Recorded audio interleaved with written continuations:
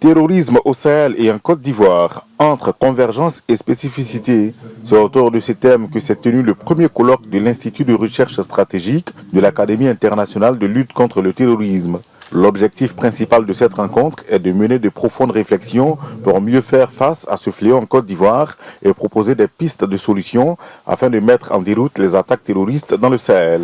Pour le ministre d'État, ministre ivoirien de la Défense, il faut abattre un travail colossal pour protéger les États. Le terrorisme est devenu, ces dernières années, l'une des plus grandes menaces de notre temps. Il concerne directement ou indirectement chacun de nos États. Il met en péril la stabilité de nos États et compromet nos efforts de développement. Pour le gouvernement ivoirien, la lutte contre le terrorisme est une priorité.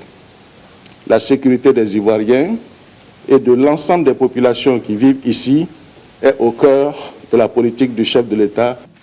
Plus de 70 participants ont répondu présents à ce colloque, notamment des officiers supérieurs de l'armée et des chefs de mission diplomatique.